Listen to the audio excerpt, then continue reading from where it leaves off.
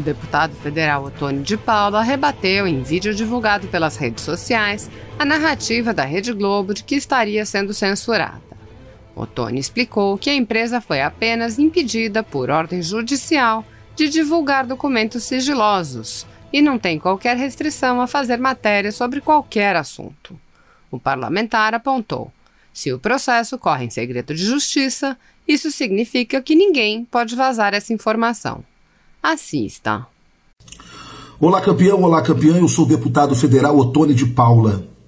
Gravo esse vídeo em nome da verdade, porque nada podemos contra a verdade a não ser pela própria verdade.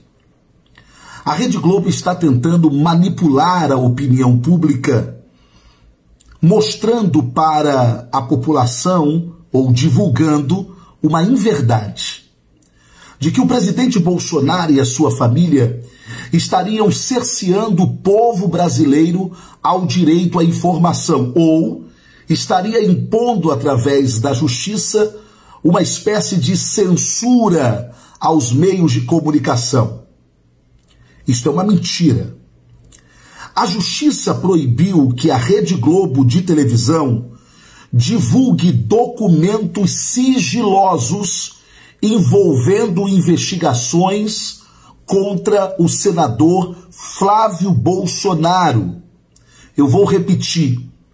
A Globo não está proibida de dar informações, fazer matérias sobre o senador Flávio Bolsonaro, sobre a vida do senador Flávio Bolsonaro. O que ela está proibida é de divulgar documentos sigilosos que envolvem as investigações do Ministério Público contra o senador Flávio Bolsonaro. Você sabia que a divulgação de documentos sigilosos, aqueles que correm em segredo de justiça, é crime? E esse tipo de crime a Globo está tão acostumada a fazer, vazar esse tipo de informação, que acaba que agora, quando a justiça manda a lei ser cumprida, eles querem dizer que Bolsonaro e sua família estão tentando cercear o direito à informação do povo brasileiro. Portanto, é uma mentira.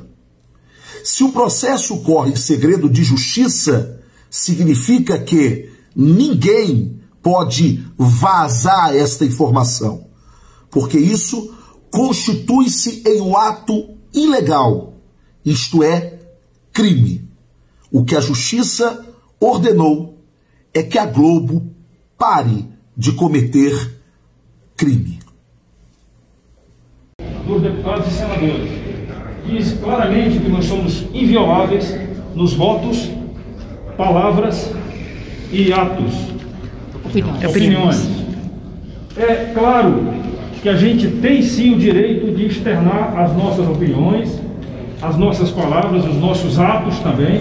Se nós estamos participando de alguma atividade como essa aqui e externamos a nossa opinião, nós não estamos apenas falando em nosso nome, nós estamos falando em nome daqueles que nós representamos, que são os eleitores.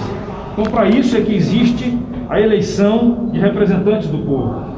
E exatamente em função disso daí, para terem uma ideia, nesse momento a gente está discutindo, eu estou com 2 volumes aqui, que são as minhas razões de defesa que estamos apresentando à Procuradoria-Geral da Câmara, assim como a deputada Bia também tem as dela, e vários outros deputados, porque tivemos o sigilo bancário quebrado, acusados de estarmos apoiando manifestações antidemocráticas.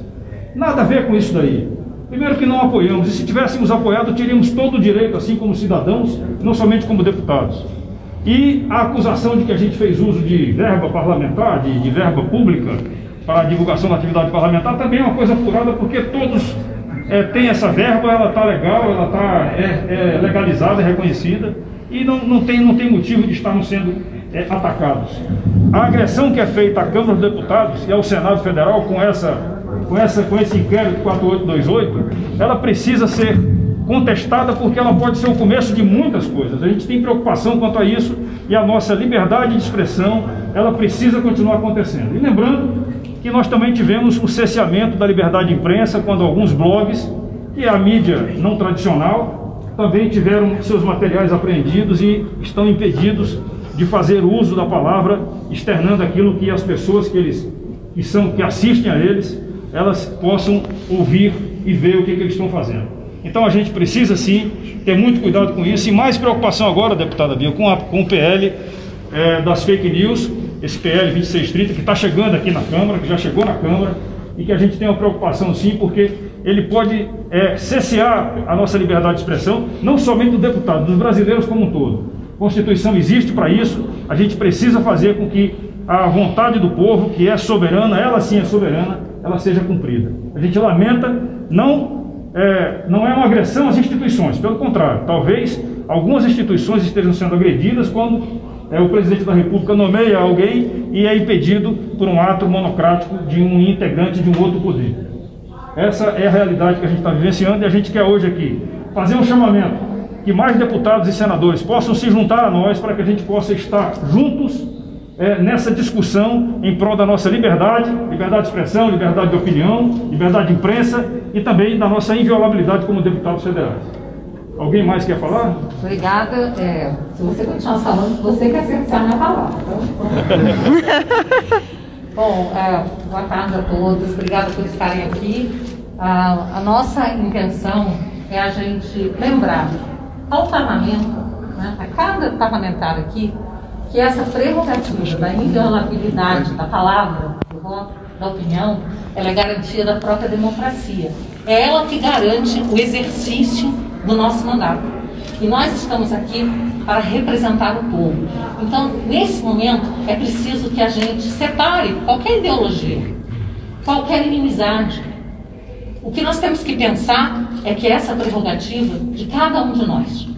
Então, nós não podemos concordar até quando um adversário político nosso tem essa sua prerrogativa ceifada, porque isso acabará por atingir a todos, a qualquer um dos parlamentares.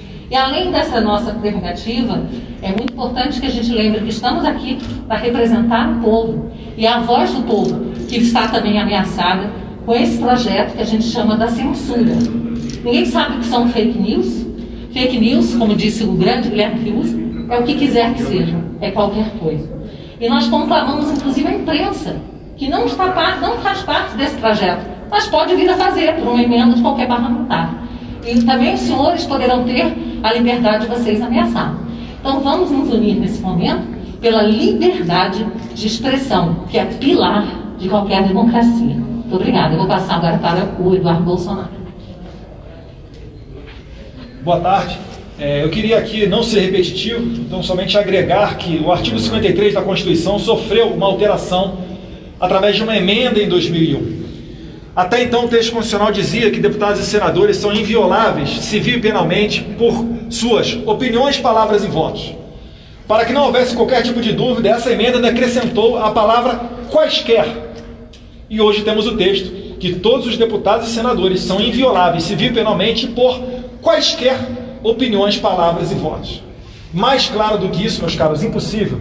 E a única arma que nós temos à nossa disposição para poder trabalhar através da outorga que nos foi dada através do voto popular é a nossa fala. Não faz qualquer sentido esse inquérito sobre manifestações antidemocráticas que está atingindo nós aqui dentro do Congresso. E outra coisa, a gente pede sim, porque essa é uma causa institucional suprapartidária, a gente tem que ter o apoio da Procuradoria da Câmara. Eu lamento que o presidente Rodrigo Maia, que ele não seja uma voz mais expressiva diante da quebra de sigilo de 10 parlamentares. 11. E os 11 parlamentares, perdão, obrigado, Carla. Isso daqui, não se enganem, amanhã vai para cima de vocês da imprensa.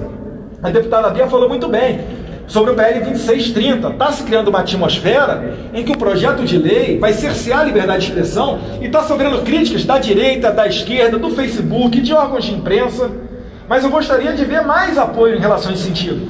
Óbvio que nós temos nossa diferença. Vocês sabem que eu sou um crítico de boa parte da imprensa. Mas eu não quero de maneira nenhuma ganhar essa guerra calando os senhores. Vamos para o debate. Agora, como é que a gente vai poder debater e melhorar as políticas da nossa sociedade se eu estou com medo de falar uma coisa e ser preso? Ou se o internauta, como por exemplo o Oswaldo Eustáquio, que faz um trabalho jornalístico, se ele fala alguma coisa e ele é preso? Não faz sentido. Então é somente esse o nosso apelo. Eu agradeço aqui aos deputados dos mais diversos partidos. Aqui às vezes tem deputado aqui que a gente troca farpa no plenário, mas a gente está aqui hoje, por quê? Porque nós somos maduros o suficiente para entender que numa democracia o direito à liberdade de expressão tem que valer, tem que viger, independentemente da vontade de uma ou outra autoridade. Então passo a palavra aqui a quem desejar fazer uso da palavra. Santinho, Hildo, Pedro Lucas, Paulo Duarte Martins, Nivaldo. Pode. Boa tarde a todos e a todas. Esse é um momento que pede que a gente faça uma grande reflexão sobre o que vem acontecendo em nosso país. Não tem espaço para nós sairmos da crise que estamos passando, diminuindo a importância de qualquer um dos pilares dessa democracia. E quando eu digo qualquer um, é qualquer um mesmo. Poder executivo, poder legislativo e poder judiciário. Nós não estamos aqui atacando a instituição. O que nós estamos falando é de comportamento. A ninguém pode ser dado o direito de manchar a imagem de uma instituição a partir do ato dos seus integrantes. E nós, do Parlamento, nós que recebemos a procuração para trazer a voz daqueles que estão clamando por justiça, estamos aqui hoje dando total apoio a esse ato que está sendo promovido pelo deputado General Girão, pela deputada Bia Kiss e por todos aqueles que se sentiram injustiçados nesse processo. Nós não vamos abrir mão de defender as prerrogativas desta casa e também de lutar pela nossa democracia. Paulo. Quem mais? O Paulo. Jornalista. Boa tarde a todos. Além de reiterar tudo que assinar, aliás, subscrever tudo que já foi dito, eu quero chamar a atenção para a gravidade do que está ocorrendo. Quando a inviolabilidade dos deputados, das opiniões, posições e votos, ela é relativizada, o que está ocorrendo no fundo disso como resultado é a inviabilidade do próprio parlamento, que, como por definição, é o lugar onde a sociedade se manifesta através de seus representantes eleitos. Então, quando essa manifestação ela pode ser alvo de criminalização, o parlamento sim está sendo viabilizado, sua ação está sendo limitada para quem interessa no momento. E a gente não pode permitir isso. A casa não está devidamente atenta ao risco, ao que representa realmente todo esse movimento que está ocorrendo. Nós não podemos ser defensores das prerrogativas parlamentares ou da liberdade de expressão por conveniência. Nós temos que ser defensores dessas duas coisas por princípios. Defender a liberdade de expressão quando a gente concorda com o que está sendo dito é uma beleza.